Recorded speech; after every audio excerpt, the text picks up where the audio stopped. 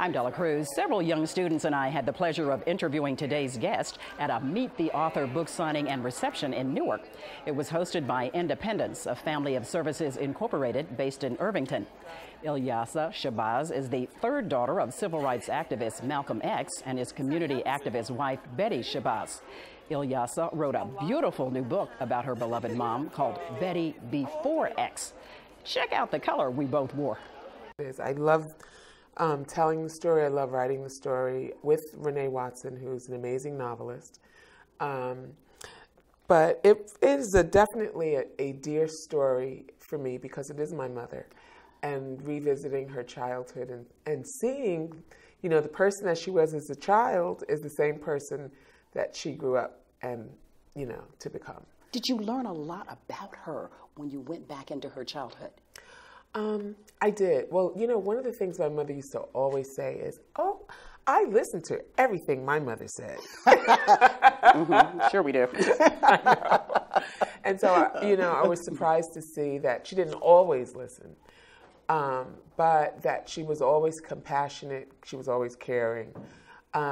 She was wise. She was wise because she was raised by her mother's elder sister from the time of her birth.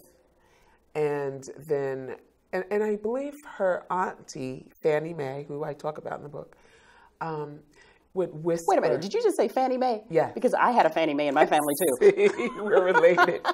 It's probably the same Fannie Mae, I tell you, because there's something going on here. You never know. But I think that Aunt Fannie Mae was whispering some old wise tales in her ear. One of the things I found really fascinating is her baby sister, who's still alive, said that at the age of 8, 9, 10, 11, that her elder sister, Betty, used to refer to her as her precious little chocolate drop. Oh. Right. And so I say, I wonder how, where did she get that? To know, self-confidence, at such a young age. Exactly. Because she didn't get it from her mom, right? She got it from her auntie, who was her mom's elder sister who raised her. And so I just thought that was something really beautiful. That is fascinating. I want to know more about this elder sister who raised her. Yeah. Well, the elder sister who raised her passed away when she was 7. And that was when she left Georgia and moved to Detroit with her biological mom. And it was the first time she met her mom.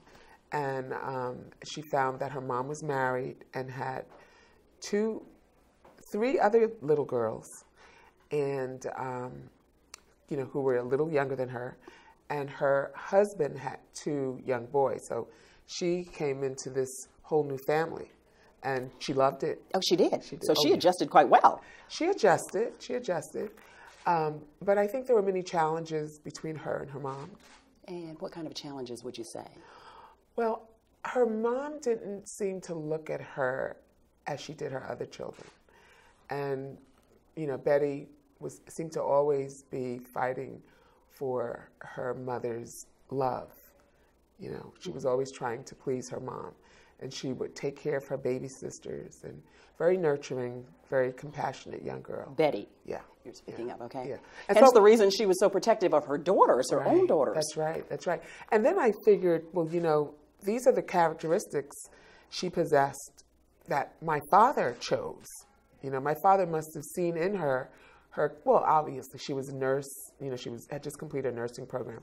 And she was also teaching health and hygiene for the Nation of Islam at the time when she was in her 20s. And so this is the woman that my father chose to be his wife. Oh, he must have been so impressed and enamored with her. Right, because she was really, really quite attractive. She was very attractive. She was very smart. She would always say to me, "Ilyasah, you have to have something to talk about," So she was very smart. She read a lot, and she was. It was like there wasn't a subject that my mother didn't know, and if she didn't, she would go and learn about it really quickly. And I love your name. Your father gave you that name. My father gave me my name, Ilyasah, which means God is present. And do you live up to that name? I hope so. I mean, I hope. I know that God is in my life, definitely a strong part of my life. Where did this whole book come from? Did you just decide one day you wanted people to know more about your mother? Well, I wrote 3 other books, and all of them seemed to do well. And people would always ask me, when are you going to do a book about your mom? And I could not wait to do it. And now that I'm finished, I don't know what to do with myself. But it's a beautiful story. And less than 30 days of its release, it's gone into second print. Congratulations. Thank you. Mm-hmm. Let's talk about your family. You talk about your dad. Share some memories about him as well. Well, my father was gunned down when I was not quite 3. So most of the memories that I have of my father are from my mother. And what did she tell you about your father? Most of the things that she would talk about were his, who he was as her husband, mm-hmm. who he was as our father. She just kind of kept him very much a part of our household. So you all knew the man more so than the icon. Exactly. We knew the man more than, we didn't really know the icon, because to talk about the icon, you had to talk about injustice and, the issues that were challenging. And my mother really focused on raising us with just so much love and very overprotected. So much that when you left the household, you thought the whole world was like that. And so when you discovered that that was not the case, and then for me, being so much older and realizing, now that I've experienced life, that she was really an amazing woman, and I'm really grateful that this woman just happened to be my mother. So are you glad that she gave you that foundation of protection and shielding you from the horrors of the world before you actually had to go out to experience it, but at the same time, it also fortified you? Yes, because what she did is she made sure that I had self-love, that in order to love others, in order to be a responsible person towards society, that you had to first, love yourself and be responsible for yourself and have this value system. And so she made sure that that's what she provided. And in case you didn't know, Ilyasah says her dad pronounced their last name Shabazz. Their mom said Shabazz. We'll be right back.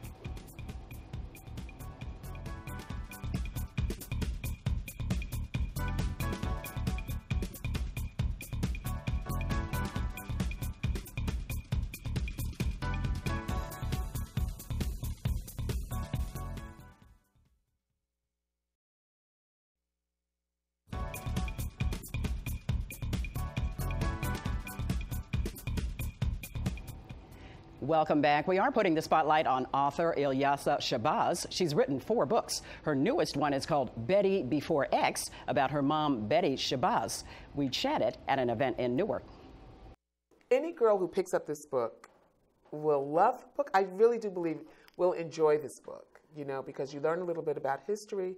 You discover that your mother, your grandmother, your great-grandmother was young just like you are, that she also liked music, she also liked to read, she also liked having girlfriends, she liked doing her hair and painting nails and, playing dress up and all those kind of things.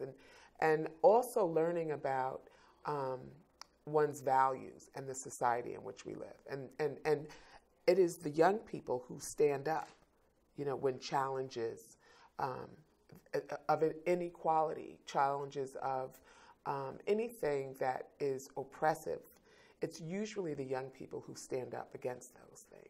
Are you impressed with the young people, this generation, who are standing up to fight for gun control? Were you surprised to see that coming out in mass the way it is since the Parkland shooting? Yes, I'm really happy about that, because I'm also a professor at John Jay College of Criminal Justice in New York City, and I just told my students yesterday that I was so proud of their, I always make sure my students give presentations on social justice issues. And, since the beginning of the newly found America. And, beginning with Dred Scott, going through the Flint water crisis, through Brown versus Board, all of these different cases. And one of the things that I'm really proud is that now they don't see it as a black and white issue. They see it as an issue of right and wrong. My grandfather had a dream that his 4 little children will not be judged by the color of their skin, but by the content of their character. have a dream that enough is enough. And that this should be a gun-free world, period. And you're either going to be responsible for these things, or you're going to turn your back to it. And then if you turn your back to it, what does that say about you? So I'm really happy to see that young people are definitely becoming more aware, because the internet is there for them to get this information. And, you know, they are so much more compassionate about injustice against anyone. And as we said, a lot of people will be turning voting age soon enough. That's right. So hopefully they'll take it to the next level, Right. as you said, as they go off into their various careers to hopefully make a difference. That's right. I bet that would make you so proud being in the classroom. Yeah. Wakanda. Let's go back to talking about you now and your mom, since you saw that your mom was more than just a mom. She's a person who had a life. What would you say the two of you have in common? Likes and dislikes? A lot of people say I'm a lot like my mother. Are you the most like your mother out of all your sisters, or you each picked up something from her? Yeah, I don't want to take anything away from my 5 other sisters. And you have to tell me about them too. But you know, I was in the organizations with her, the Leagues. I didn't join the Deltas. I didn't join any sorority, but you know, she was very much a social butterfly, as well as a social justice activist, a woman's advocate. You know, all kinds of things. Did you ever get a chance to see the Lifetime movie Betty and Coretta? Hi. Oh, hello there. Is your mama here? She's leaving the bus stop. Well, is that so? Yeah. Oh, Betty. we made it. Oh, girl, let me see these beauties. Oh my goodness, I sure did. What did you I think? actually wrote an article for their website. You know, I thought it was a great story about sisterhood, about the importance of having friends, you know, being able to rely on your friends, trust your friends, the whole sisterhood thing. So I heard you're planning to speak before Congress about Martin's holiday. Well, I have to do something. They keep shooting it down. And have ever since it was first introduced 18 years ago. You don't want to give it to a black man. It's like Malcolm said, sitting at the table don't make you a diner. But it was definitely not my mother's story, because, you know, in that show, Mary J. Blige, who, you know, I know, and we talked about it after the fact. Her wardrobe, you know, my mother had basically been raised in Detroit. And, you know, that's the fashion, you know, everybody in Detroit's fashionable. And so my mother was a very fashionable woman. And in the film, she was not fashionable. She was very forward thinking, definitely didn't take back seat to anything, any issue. And that was not the woman that was portrayed in this movie. And so while I thought it was a great film about friendship, it was definitely not my mother. And so, again, one of the reasons why I made sure that I did do this Betty Before X book. And you know the timing is perfect in this day of female empowerment. Absolutely. That's the message this book shares as well. That's right. And Congresswoman Maxine Waters and Rita Garcia both, you know, gave me a nice endorsement on the back of the book. Congratulations. Thank you. That's high praise. Yes, absolutely. And I know you're a big fan of Lauryn Hill. Oh, Our yes. Jersey girl. Tell me about that. Oh, yeah, of course. I don't know any conscious, forward-thinking woman that was not a Lauryn Hill fan. Yeah, I mean, I thought she has a great voice, wisdom, you know, beautiful. You know, obviously there was a lot of self-love going on. So, you know, everyone just admired her. One more thing I want to talk about is the fact that you are a trustee with the Harlem Symphony Orchestra, and I love my symphony orchestras. Do you enjoy that position?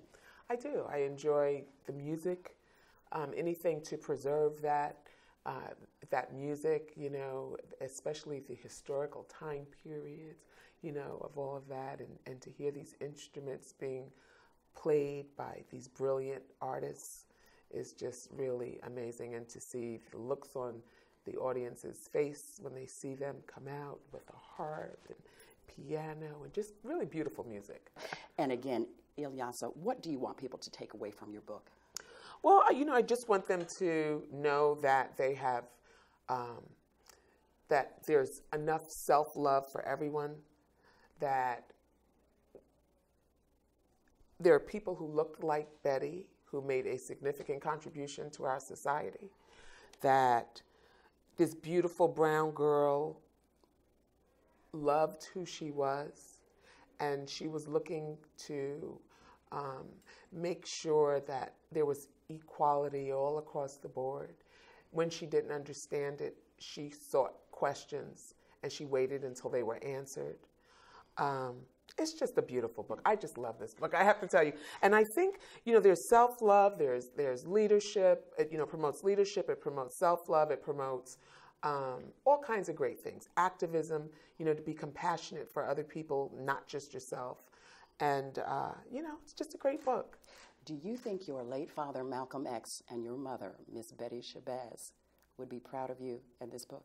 I do. What would you say to them if they were here? I would say I love my mommy and my dad.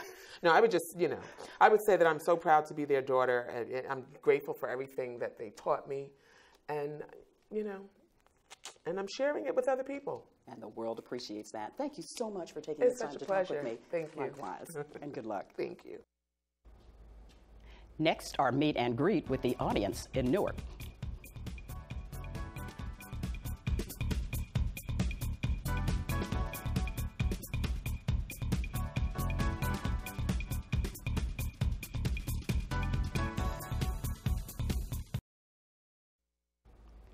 I'm Della Cruz. I sat down with my Spotlight New Jersey guest at St. Joseph Plaza in Newark. Ilyasah Shabazz was there to talk about and sign her new book, Betty Before X, about her beloved mother. All right, family, how is everybody doing tonight? We are thrilled to have Ilyasah Shabazz, who is one of the daughters of Dr. Betty Shabazz and El-Hajj Malik El-Shabazz, otherwise known as Malcolm X. Today is particularly exciting for us because Ilyasah is going to talk about her experience growing up X. I would say something about my father, because one of the things that keeps coming up is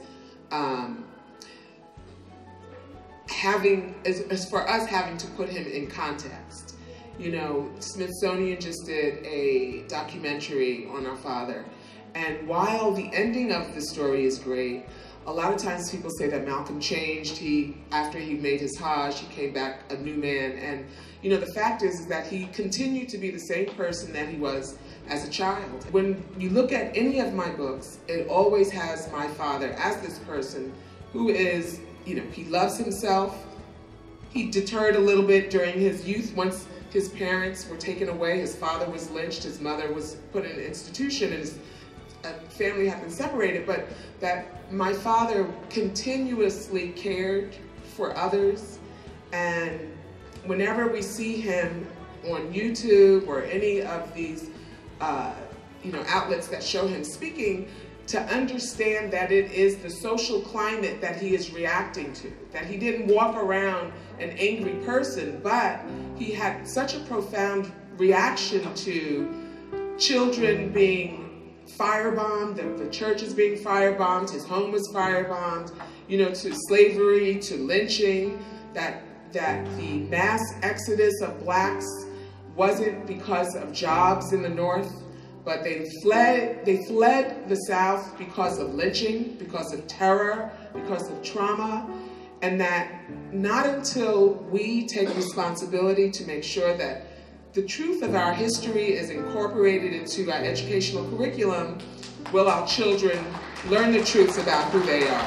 It's a piece of our history in this country, and it's important that our young people have exposure to both our cultural and historical heroes, and both Betty Shabazz and Malcolm X are definitely our heroes, and Malcolm is one of our fallen heroes. That's not only as slaves, but as enslaved Africans that were refined and industrious, and that they were able to outlast all of this trauma, and we are here today, and that we are fortified because we lasted all of the trauma that happened.